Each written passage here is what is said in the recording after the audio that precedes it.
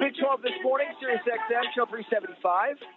Well, with Fozzie Whitaker, Texas X, former Texas running back, former NFL running back. I am Ari Tempkin. Big 12 this morning, Sirius XM, Channel 375. Let's talk now with our friend RJ Young from ESPN Radio, joining us here on Big 12 this morning. RJ, good morning. How are you? All right, Fozzie. Thanks, guys. I'm good. What's going on, RJ? So I know you're from Tulsa, so let's start with Tulsa because they just won. They made some history this weekend with the win over SMU. It was the first time they've beaten two top 25 teams in program history in the same season. And this is made even probably bigger because Oklahoma State's first win of the year came against Tulsa, a win that many are still downplaying for the Big 12 and for Oklahoma State. Yo, man, you don't want these problems up here in T-Town. You don't want these. Nah, like it's the first time that Tulsa has been ranked since I was in college, and that was 10 friggin' years ago, right? Like, I'm taking it all the way back to Chad Morris days, right? When everybody was running around, throwing it all around town, and then you get SMU to come into Tulsa, go up 21, and still lose 28-24. It, for them, is huge because they're not just winning against top 25 opponents. They still got Cincinnati left. But Oklahoma State also really likes this win, as you have alluded to, because now they played a really good football team, according to some, and yet they feel like they should not be the 10-point dogs they are going into Bedlam. But I think a lot of that has to do with Spencer Sanders. I really do. So you think this game, I know it's a 10-point spread, but do you think the game will be a defeat of Oklahoma State by 10 points, or do you think the game will be closer at the end? I know that's hard to say, but what is your perspective on how do you think the game will play out? 10 points is a little much. It's a little much. I was looking maybe 6, 5 for the funky number from Vegas. Really was what I was in that range, a touchdown. But I think it's an Oklahoma win because Oklahoma is more talented than Oklahoma State and because Oklahoma's defense has come on of late. I know that the back-to-back 62-point performances are going to get a lot of people's attention, but what you should be paying attention to is the 9 sacks that Oklahoma had against Kansas. I don't care if it's against Bixby or Tulsa Memorial. 9 sacks in a game for any defense is a very big deal.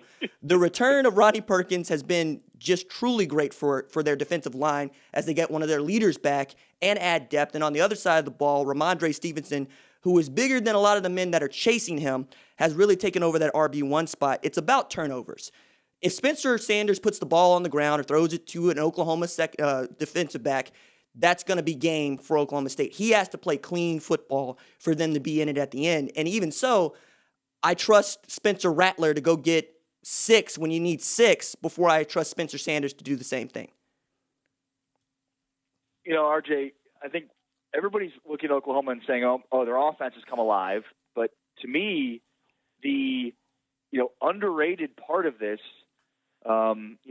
is their defensive line. I don't know that people realize how good their defensive line has been. You mentioned Perkins, but how about Isaiah Thomas? And it's just been, to me, the biggest turnaround in terms of defense. We knew Alex Grinch coming in, he was going to improve their defense. He made it from just god awful to average last year, and then it started off slow for them.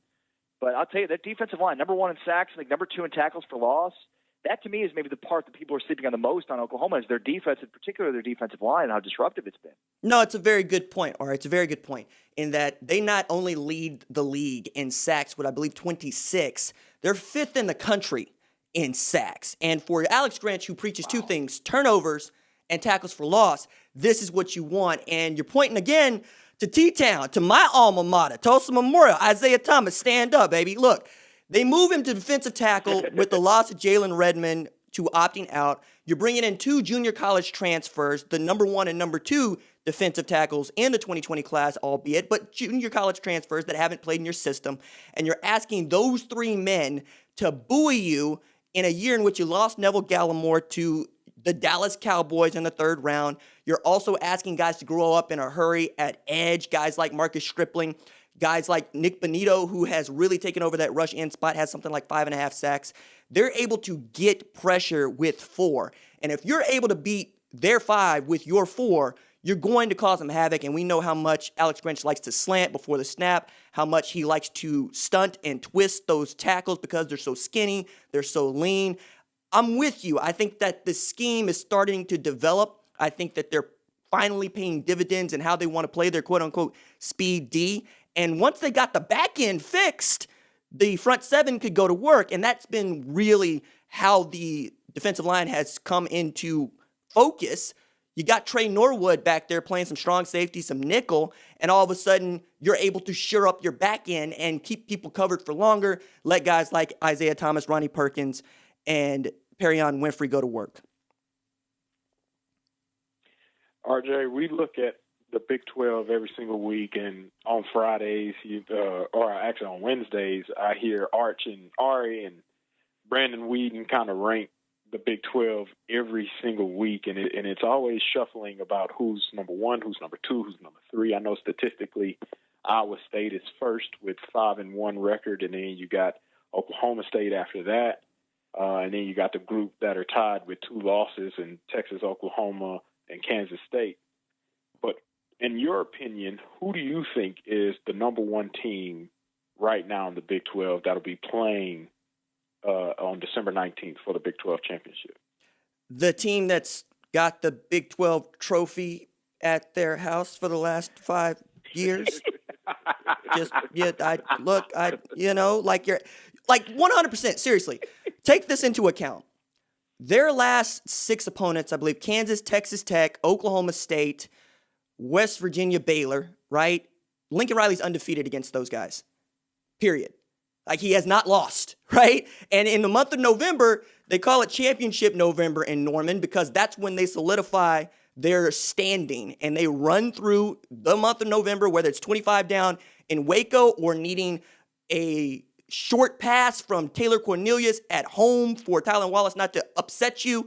They've been able to get some magic and some luck. Things that need to go Oklahoma's way have gone Oklahoma's way for the past 3 years when we're talking about Lincoln Riley. And the last 2 right before that, when he's an offensive coordinator, I have a hard time picking against Oklahoma until somebody usurps them. You mentioned Iowa State, who's been playing pretty doggone good football. Breece Hall, I believe, is the best tailback in the country outside of perhaps Najee Harris. That puts him above Travis Etienne, Kyron Williams, and others. What he's been doing is ridiculous. He's my Big 12 player of the year. I'm sold on Breece Hall. But Oklahoma State needs to be able to finish. They got to prove it. Texas needs some help, but they also got to be able to finish. They got to prove it. I'm not buying into anybody else actually winning the conference until it happens, Fozzie. Like, that's just what it is. RJ Young joining us here, Big 12 this morning. RJ does great work on ESPN Radio, taking a look nationally at college football. So, RJ, give me your thoughts on the hierarchy of Power 5 conferences right now in America. Oh, man. The American is not just the highest among the group of 5 conferences. The American has pushed the Pac-12 out into the distance. And if not for Clemson, Notre Dame, we probably talk about the ACC. The American's also coming for everything the Big 12 knows and loves. And then you look at the Sun Belt and what Coastal Carolina has done. Sneaky good game that I hope gets played during the Corona season. Liberty versus Coastal Carolina to end the season. Perhaps both of those teams are going to be undefeated. I know that BYU figures into this because they would play a Mountain West schedule under normal circumstances, but their schedule has been so weak, it's really difficult to say how good they can be. But I was counting up the top 25 teams yesterday that are undefeated. 13. Now, some of those are 1-0, some of those are 2-0, but 13 undefeated top 25 teams with Cincinnati lording above all of them. I don't see a better argument for expanding the playoff to 16, 24 teams, 10 automatic qualifiers, vote on who else gets in. Everybody gets the same opportunity to get beat down by Bama. I'm looking at 15 where there's a tie.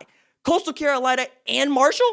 I would love to see Coastal Carolina and Marshall get an opportunity to play against the Big 12 champ. Hell, if you're following along, they might just beat them because that's how it's been this year. I'm putting the American at the top right now just because of Cincinnati. The Sun Belt following because they've just been so good. Go 3-0 against the Big 12. And then we'll see, right? The MAC, Mountain West, they still got to play a little bit more football for me to get a good handle on what they're doing. But I'm excited about Conference USA if for no other reason than we get to talk about Marshall in a meaningful way for the first time in, since the Byron Leftwich years, guys?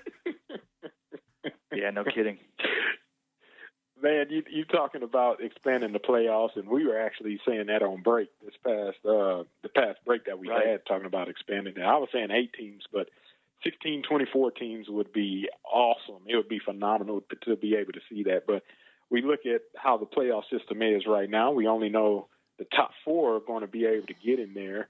Do you think BYU or Cincinnati has a chance? If they run the table, do you think they get an opportunity to represent a group of 5 team in the college football playoffs? I think they can. They need help, right? You need Notre Dame to catch an L on the way to the ACC championship. And then you need Clemson to catch an L from Notre Dame in the ACC championship. You also need to see Florida not beat Alabama as it stands right now in an SEC championship game, but even a close game between those two. Somebody might want to rank both of them inside the top 4.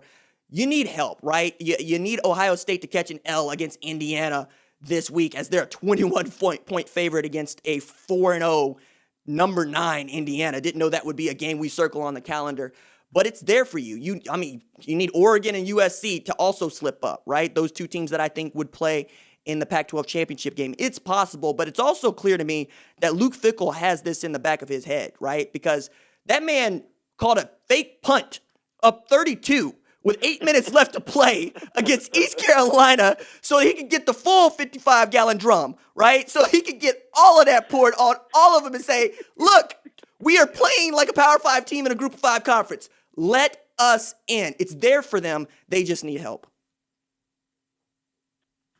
RJ, always appreciate your time and insights, man. Thank you very much. We'll talk to you again soon. Thank you. Fozzie, Ari, RJ. I love the show. Appreciate you guys having me on. Have a good day. You too, brother. Thank you.